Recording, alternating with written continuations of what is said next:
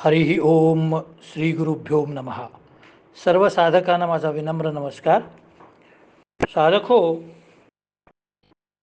ग्रंथराज दासबोधातल्या 7व्या दशकातला 7वा समास आपण काल पाहिला आणि त्यामध्ये शेवटी श्रोत्यांनी असा प्रश्न विचारलेला आहे की कोणता अभ्यास करावा आणि परमार्थाचं साधन कोणतं ते आम्हाला सांगावे. त्यावर श्रवण निरूपण नावाचा 8वा समास समर्थांनी लिहिलेला आहे. त्याचा अभ्यास आज आपण करणार आहोत. श्रवण निरूपण म्हणजे काय? तर श्रवण म्हणजे ऐकणे. संस्कृतमध्ये मूळ धातू श्रु, दुसरा गण परस्मैपद. श्रु म्हणजे ऐकणे. श्रवण म्हणजे ऐकण्याची क्रिया करणे. जे ऐकण्यासारखं आहे ते श्रवणीय असतं. मग आपल्या श्रोत्रेंद्रियाला कोणत्या प्रकारचा विषय आपण ऐकवायला पाहिजे हे आपल्या सत्सद विवेक बुद्धीला स्मरून आपण ठरवायचं असतं. आपण आपल्या कानावर डॉल्बीमधलं एखादं सिनेमाचं गाणं ऐकायचं, का लोकांची भांडणं ऐकायची, का राजकारण्या लोकांतले वादविवाद ऐकायचे, का कुठल्या तरी कुटुंबातला सासू सुनेचा कलह ऐकायचा, का सिरियलमधल्या लोकांचे ते बेगडी नाती त्याच्याबद्दल ऐकायचं, का हरिकथा ऐकायची, का कीर्तन ऐकायचं, का ज्ञानेश्वरी ऐकायची, का भक्तिगीतं ऐकायची, का भगवद्गीता ऐकायची. खूप ऑप्शन्स आहेत ऐकण्यासारखे. आपण नक्की काय ऐकायचं हे आपण ठरवायचं असतं आणि ते आपल्या श्रोत्रेंद्रियाला त्याची सवय करून घ्यायची असते. श्रवणेंद्रिय म्हणजे कान नव्हे महाराज. कान हे श्रोत्रेंद्रियाचं अधिष्ठान आहे, जागा आहे ती. पण इंद्रिय हे आत असतं. ह्या इंद्रियाचं काम असं असतं की कानाकडून जे काही ऐकू आले ते मेंदूपर्यंत पोचवायचं. समर्थ सांगतायत, ऐका परमार्थाचे साधन जेणे होय समाधान, ते तू जाणगा श्रवण निश्चयेसी. श्रवणे आतुडे भक्ती, श्रवणे उद्धवे विरक्ती, श्रवणे तुटे आसक्ती विषयांची. श्रवणे घडे चित्तशुद्धी, श्रवणे होय दृढबुद्धी, श्रवणे तुटे उपाधी अभिमानाची. श्रवणे निश्चये गो घडे, श्रवणे ममता मोडे, श्रवणे अंतरी जडे समाधान. श्रवणे आशंका फिटे, श्रवणे संशय तुटे, श्रवण होता पालटे पूर्वगुण आपला. भक्तिरूप अशा उपदेशाचं श्रवण केल्यामुळं काय काय होतं हे समर्थ आधीच पटवून सांगतायत. सगळ्यात म्हणजे श्रवण भक्ती केल्यामुळं आपल्याला विरक्ती उत्पन्न व्हायला सुरुवात होते. जेव्हा आपण संतांचा उपदेश ऐकतो, गुरूंचा उपदेश ऐकतो, कीर्तनकारांचा उपदेश ऐकतो, अध्यात्मामधल्या अधिकारी लोकांचा उपदेश ऐकतो, त्यावेळेला आपल्या श्रवणेंद्रियावर ह्या गोष्टी हॅमर होत असतात. आणि मग वरचेवर जेव्हा आपण ह्याच गोष्टी श्रवण करतो त्यावेळेला आपली मानसिकता बदलायला लागते. संतांची वचनं ऐकल्यानंतर संत जे सांगतात ते बरोबर आहे असं वाटायला लागतं. आणि मग आपण आपल्या मनामध्ये ज्या अध्यात्माच्या दृष्टीने शंका आणि संशय असतात त्यांचं निरसन संतांकडून करून घेतो. त्यानंतर आपल्या इंद्रियांना जे विषय दिसतात, समजतात, ऐकू येतात, जे ज्ञान होतं त्यांच्याबद्दलची आसक्ती कमी होते. उदाहरण सांगतो परत. समजा तुम्ही खूप दिवस एखाद्या अध्यात्मामध्ये अधिकार असलेल्या साधू पुरुषाचं प्रवचन ऐकायला रोज जाता आहात. 1 महिना झाला रोज तुम्ही 30 दिवस ओळीने त्यांचं प्रवचन अगदी निष्ठेने ऐकलेलं आहे. आणि मग एके दिवशी अचानक काय होतं, समजा त्यांची प्रवचनाची वेळ दुपारी 4ची आहे आणि 4 वाजता नेमकी तुमची मैत्रीण किंवा मित्र कोणतरी तुमचा येतो आणि तो म्हणतो, चल रे आजच्या दिवस माझ्याबरोबर जरा चल, भजी वगैरे खाऊया, बाहेर जाऊन आईस्क्रीम खाऊया, चल. आता या ठिकाणी सुरुवातीला तुमची अवस्था द्विधा होते. काय 1 दिवस नाही गेलं तर कुठं बिघडलं, एवढा मित्र म्हणतोय, एवढ्या दिवसांनी भेटलाय, तर जाऊया, असं एक बाह्यरंग म्हणायला लागतो. अंतरंगी मन काय म्हणतं, अरे गेली 30 दिवस तू ऐकतोयस ना, किती छान सांगतायत गुरुजी, असं करू नकोस, चुकू नकोस पुराण. पण 30 दिवस ऐकल्यामुळं तुमच्या मनावर त्या गुरुजींचा पगडा एवढा बसलेला आहे की तुम्ही पहिल्या क्षणातच मित्राला सांगून टाकतो, नाही बाबा मी त्यांचं प्रवचन चुकवणार नाही. बाबासाहेब पुरंदरे जेव्हा शिवचरित्र गायन करायचे 15-15 दिवस किंवा 8 दिवस, तेव्हा लोक काम धंदे सोडून 10,000, 20,000, 25,000च्या संख्येने त्या ठिकाणी यायचे. मैदानात त्यांना कुठला कधी एक छोटा 100 बाय 200 फुटाचा हॉल कधी पुरला नाही, कधीच त्याने केलं नाही. बाबासाहेब पुरंदरेंचं शिवचरित्र गायन म्हणजे मोठं मैदानच संयोजकांना घ्यावं लागायचं. हे मी किती वेळा ऐकलेलं आहे लहानपणी. सोलापूरच्या साखर कारखान्यावर त्यांचा कार्यक्रम झाला होता, तर 25,000हून जास्त श्रोते होते. आता कुणीही नवीन शिवचरित्र गायन करायला उभारू दे, 150 पेक्षा जास्त, 200 पेक्षा जास्त माणसं नसतात, त्यातलेही निम्मे संयोजकच असतात. ती कला आहे महाराज.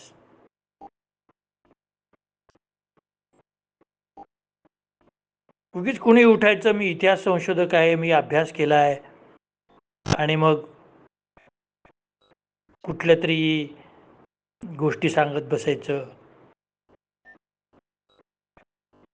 चांगल्या उच्चाराचा पत्ता नाही, मुद्राभिनय नाही, देहबोली नाही, सनावळी पाठांतर नाही.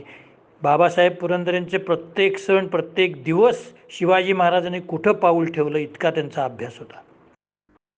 सांगायचा मुद्दा असा आहे की श्रवण भक्ती जी असते, तो ज्याचं प्रवचन ऐकायचं आहे तो मुळात बुद्धिमान आणि विषयाचा अभ्यास केलेला असला पाहिजे. त्याच्या प्रवचनाचा पगडा आपल्या मनावर बसल्यानंतर आपल्याला दुसरं काहीही सुचत नाही. तिसरा लाभ असा आहे की आपल्याला भगवंताजवळ चाललेलो आहोत ह्याची जाणीव व्हायला लागते. भगवंत आपल्याला हवा आहे असं वाटायला लागतं केवळ सत्पुरुषांची श्रवण भक्ती केल्यामुळं. तुकाराम महाराजांच्या कीर्तनाला हजारोंच्या संख्येने लोक येत होते. ज्ञानेश्वर माऊलींच्या कीर्तनाला किंवा प्रवचनाला हजारो लोक संख्येच्या सगळे 12-18 पगड जातीचे लोक येत होते.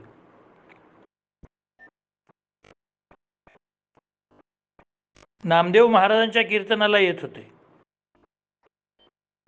या संतांच्या बाबतीत कुठल्याही श्रोत्याने भेद केला नाही की हे ब्राह्मणाचे आहेत, हे कुणबी आहेत, हे नामदेव शिंपी आहेत,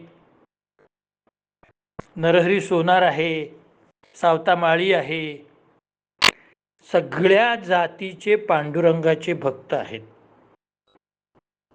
कुठली 18 पगडमधली एकही जात नाही.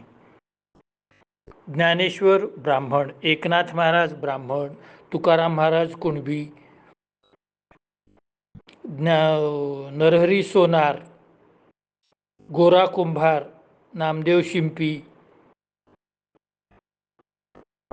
चोखा मेळा हरिजन. एवढंच कशाला? कान्होपात्र काय होती? गणिकेची मुलगी होती. पण हे सगळेजण कीर्तन प्रवचन ऐकायला यायचे आणि ते भगवंतमय होऊन जायचे. त्यांच्या श्रवणेंद्रियामध्ये जे शब्द साठून राहायचे त्यांनी त्यांच्या मनाचा पगडा घेतलेला असायचा आणि भगवंत आपल्याला प्राप्त झाला पाहिजे अशी एक मानसिकता त्या श्रोत्यांमध्ये तयार व्हायला लागायची. चौथा लाभ असा आहे की प्रतिभा जागृत होते. प्रतिभा जागृत होणे म्हणजे काय? तर आपल्या मनामध्ये भगवंताबद्दल काही विचार असतात. ते विचार आपण मांडू शकत नाही. आपण शब्दसंग्रहात कमी पडतो किंवा वाक्चातुर्यामध्ये कमी पडतो, वक्तृत्वात कमी पडतो किंवा आपल्या बोलण्याच्या स्टाईलमध्ये आपण कमी पडतो, शैलीमध्ये कमी पडतो. पण अनेक संतांची प्रवचनं ऐकून ऐकून आपल्यामध्येही त्या प्रकारे बोलावं अशी एक जागरूकता निर्माण होते. मग आता हे कसं होतं? तुम्ही म्हणाल काहीतरी सांगताय, श्रोत्यांमध्ये कशी प्रतिभा जागृत होईल? होते. तुकाराम महाराजांचं कीर्तन ऐकल्यानंतर एखादा अडाणी अशिक्षित शेतमजूर घरी जाऊन सांगायचा, आज तुकाराम बुवा असं म्हणाले, त्यांनी ही कथा सांगितली, असं झालं तसं झालं, हा अभंग म्हटला, वा वा वा वा वा वा. त्याचं तो वर्णन करायचा, पांडुरंगाचं वर्णन तुकोबांनी कसं केलं तसं. मग ही त्याची प्रतिभाच आहे ना, जागृत झालेली ना. तोच भले तो 400 लोकांसमोर बोलू शकत नसेल, पण घरातल्या 4 माणसांसमोर तरी तो बोलतो ना. मग पुन्हा 4 चौघात पाहुणे रावळे आले की 20-25 लोकांसमोर सांगतो, तुकाराम महाराजांचं कीर्तन म्हणजे असं तसं. ही प्रतिभा जागृत झाल्याचंच लक्षण आहे ना. पुन्हा मग कुठल्या तरी नवीन गावात गेला आणि एक 100-150 लोकांसमोर तो सांगतो, हे तुकाराम महाराजांची मी लई कीर्तन ऐकलीत, त्यांनी असं सांगतात, ते तसं सांगितलेलं आहे, त्यांनी असं सांगितलेलं आहे, मला तर लई पटलं बाबा. हे याला म्हणायचं प्रतिभा जागृत होणे.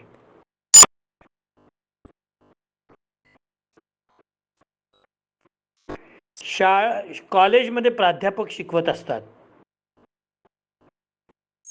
आणि म्हणजे मागं मी पण तुम्हाला बऱ्याचदा सांगितलं, मी सुद्धा 25 वर्ष प्राध्यापक होतो.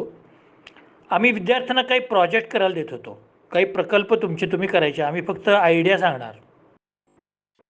एक प्रोजेक्ट विद्यार्थ्यांना द्यायचा, एक 10 जणांच्या ग्रुपला हा प्रोजेक्ट, 10 जणांच्या ग्रुपला हा, 10 जणांच्या.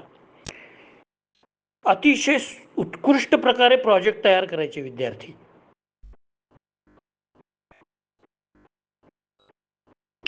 बरं, नुसतं सिलेबस पुरताच करायचे का? नाही. त्याच्यामध्ये आपलं सुद्धा काहीतरी ॲडिशनल डोकं चालवायचे ते, की आम्ही सुद्धा थक्क व्हायचो एक एकदा.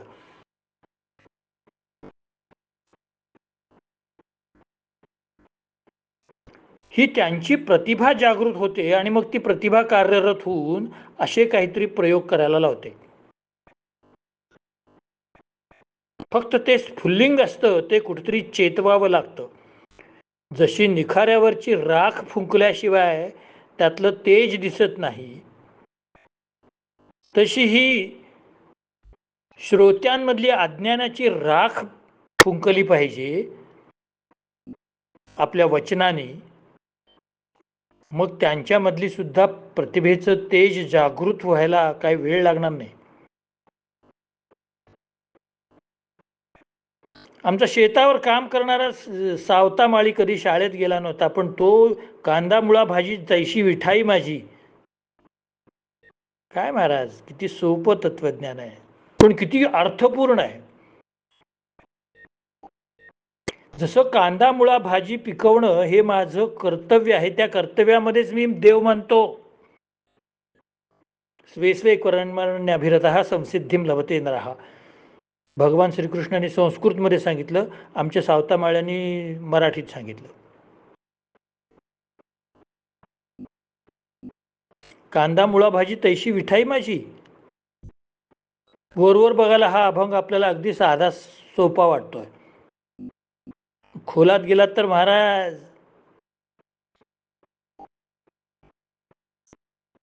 कांदा मुळा भाजी तैशी विठाई माझी. मी जसा कांदा मुळा भाजी पिकवताना माझं तन मन धन सगळं पाणी कधी द्यायला पाहिजे, रोपं कशी पाहिजेत, कधी कापणी करायची, कधी त्याच्यावर फवारा मारायचा, हे जसं मी माळी या कर्तव्याने करतो, तसंच मी भगवंताची भक्ती त्या मापाने केली पाहिजे.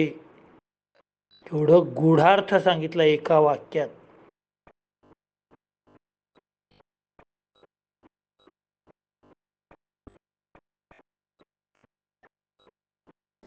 अहो, गणिकेची पोरगी काय सांगते, हरिणीचे पाडस व्याघ्रे धरी येले, मज लागी झाले तैसे देवा. नको देवराया अंतासा पाहू, प्राण हा सर्वथा जाऊ पाही.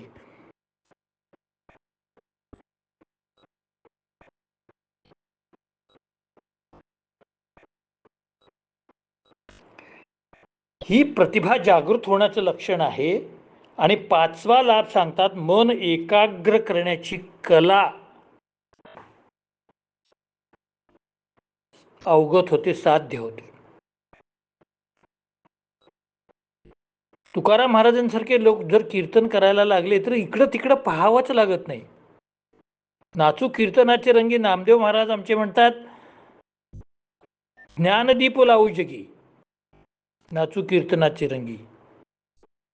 त्यांचं कीर्तन चालू झालं, ते नाचायला लागले की विठ्ठल नाचायला लागायचा इकडं. हे श्रवणामधलं सामर्थ्य आहे महाराज. सगळे लोक नामदेव महाराजांचं कीर्तन, पिन ड्रॉप सायलेन्स.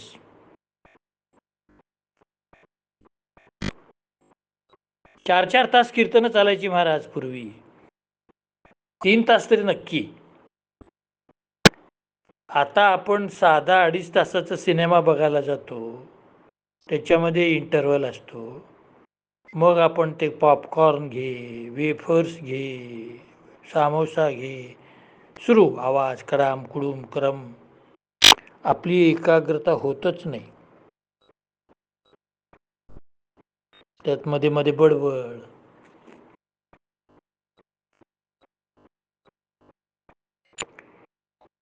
एकाग्रता करण्याचं सामर्थ्य वक्त्याजवळ असावं लागतं. आणि एकाग्र होण्याची इच्छा तेव्हाच होते जेव्हा देवाबद्दल आपल्याला आस्था असते.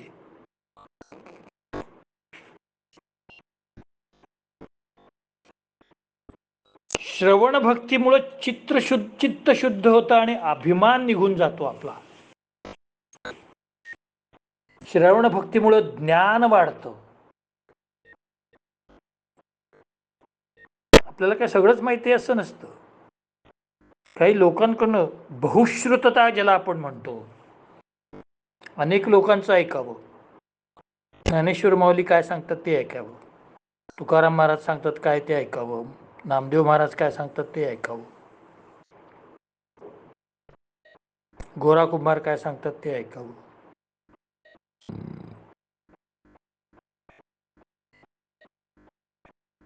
केशवाचे भेटी लागलेसे पिसे, विसरलो कैसे देहभान. गोरा कुंभार म्हणतात, पिस वेळ लागले मला केशवाचे भेटी. वेडा पिसा म्हणतो ना आपण, तसा पिसव लागलं. ही अवस्था कधी येते महाराज? जेव्हा तुम्ही श्रवण केलेलं असतं, मला भगवंत हवा हा ध्यास घेतलेला असतो, श्रवणामुळं तुमची वाईट संगत सुटलेली असते, तुम्ही आत्मवस्तूकडं जवळजवळ जायला लागलेले असता. कारण आता ध्यान तेच.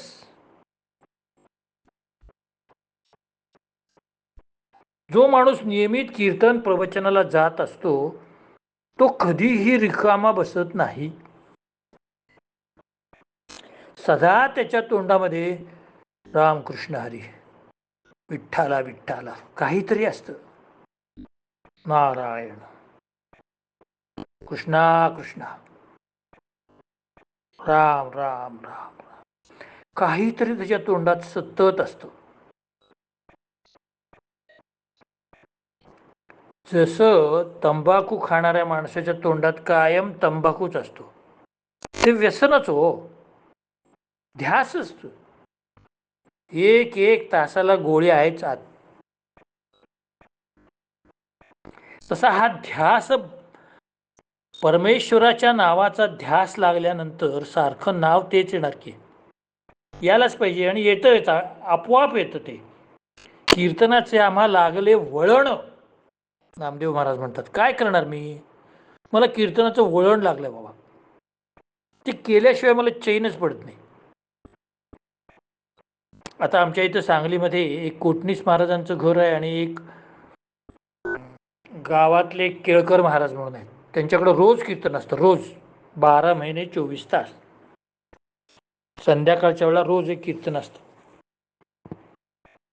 वर्षातले 362 दिवस 65 दिवस कीर्तन असतं. काय आहे, दसरा असू दे, काय असू दे, होळी असू दे, रंगपंचमी असू दे, दिवाळी असू दे, काय कीर्तन संध्याकाळी 1 तास झालंच पाहिजे. आणि नियमित येणारे लोक पण आहेत. ही साधना केवळ कीर्तन करणाऱ्यांचीच नसते, कीर्तन ऐकणाऱ्यांची सुद्धा ती साधना आहे. आणि मग हे कीर्तन अनेक लोकांचं ऐकून आपल्या शंका तर दूर होतातच, पण नवीन नवीन नवीन गोष्टी कळायला लागतात, ज्या रामायणातल्या महाभारतातल्या गोष्टी आपल्याला माहीत नसतात, वेदातल्या गोष्टी माहीत नसतात. गोष्टी म्हणजे कथा पण आल्या, छोट्या छोट्या कथा. आणि गोष्टी म्हणजे काही घटना, काही तत्वज्ञान, काही समस्या श्रवणानेच समजतात. आणखीन एक महत्त्वाची गोष्ट या ठिकाणी लक्षात ठेवायला पाहिजे. समर्थांच्या काळामध्ये शिक्षणाचा फारसा प्रसार झाला नव्हता. स्त्रिया तर जाऊच देत, पण पुरुषही फार शिकलेले असायचे नाहीत. अंगठे बहाद्दर होते सगळे. कुठंतरी 10-15% लोक शिकलेले असायचे, ते लिहायला वाचायला, त्याच्या पुढं नाही, हिशेब ठेवायला.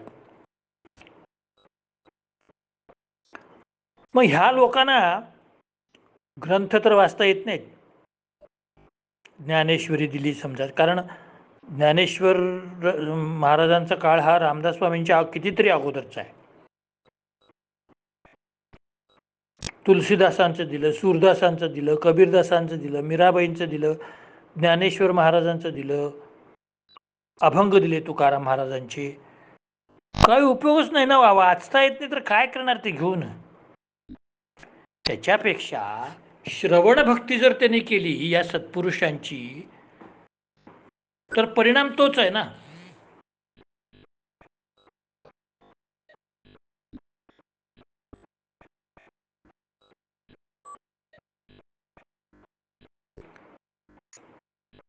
निरनिराळ्या गोष्टी श्रवणामुळे कळतात. कुठल्या पंचमहाभूत म्हणजे काय, सत्वरजतम म्हणजे काय, मनाची कार्य काय, शरीराचं संगठन कसं झालेलं आहे, निर्मिती कशी झालेली आहे, आत्मा म्हणजे काय, परमात्मा म्हणजे काय, जीवात्मा म्हणजे काय, मृत्यूनंतर काय होतं, देहबुद्धी म्हणजे काय, अहंकार म्हणजे काय, व्याधी कोणते होतात, चांगलं वर्तन कसं असावं, नित्यनेम काय करायचे असतात, काय करू नये, अनेक अनेक संशय असतात आपल्या मनामध्ये. हे करू, घरात मोठी माणसं असली तर बरं. हल्ली विभक्त कुटुंब पद्धतीमध्ये काहीही संस्कार होत नाही. काय आम्ही हे बघा, विभक्त कुटुंब पद्धतीमध्ये आम्हाला दिवसभर आमचं ऑफिस असतं, त्यानंतर आम्हाला मोबाईल बघायचा असतो. मुलं काही सांगायला लागली तरी आईबाप लक्ष देत नाहीत, मोबाईलमध्येच डोकं घालून बसतात. हे मी प्रत्यक्ष बघितलेलं आहे.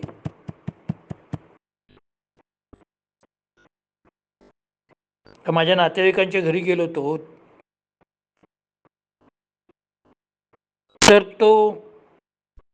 त्यांच्याकडचा तो एक मुलगा गृहस्थ लग्न झालेला मोबाईल बघत बसता. तर मुलाने, पप्पा हे बघा मी चित्र किती छान काढलं म्हणून बघायला. बरं असू दे नंतर बघतो असं म्हणून ह्याचं डोकं परत मोबाईलवर. मी त्याला रागावलो, म्हणलं हे तू चुकीचं करायला लागलेलं आहेस.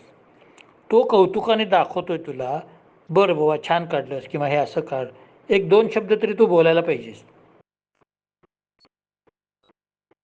मग आई वडिलांबद्दल मुलांना आस्था का वाटावी. श्रवण करावं हे म्हणजे केवळ मोठ्यांचंच करावं असं नाही. बालादपी सुभाषितम. एखादं लहान मूल जर काही गोष्ट सांगायला आलं असेल तर त्याचं ऐकून घ्यावं आपण. तोही काहीतरी नवीन सांगत असतो. शाळेत बाईने आम्हाला आज असं सांगितलं, शाळेत आम्हाला टीचरने असं सांगितलं, आम्हाला वेळच नाही यावं ऐकायला. तुमच्या मुलाची बुद्धी जागृत कधी करणार आहात आणि त्याच्यावर संस्कार कधी करणार आहात.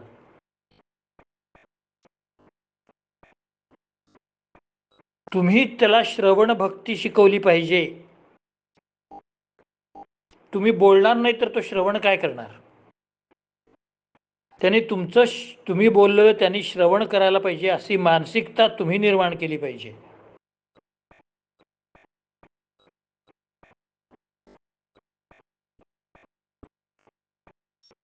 एवढे श्रवणाचे फायदे आहेत.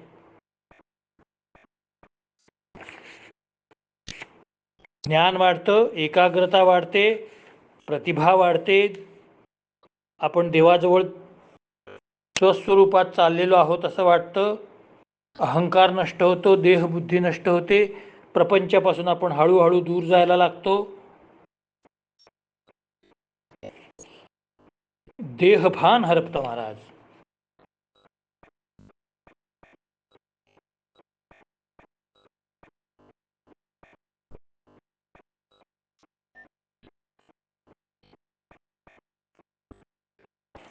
मग आता तुम्हीच म्हणताय श्रवण करा श्रवण करा श्रवण करा.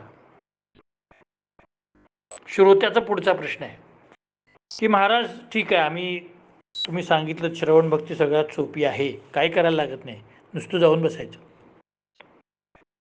कोणतरी सत्पुरुष काहीतरी सांगतोय तिथे जाऊन बसायचं नुसतं आणि तो काय सांगतोय ते ऐकायचं, हीच श्रवण भक्ती.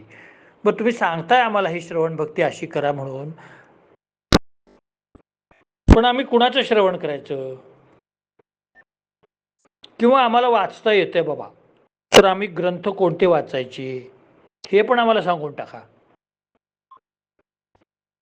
तुम्ही म्हणतात ते आम्हाला मान्य, आम्ही श्रवण भक्ती करायला पाहिजे. कुणाचं श्रवण करायचं.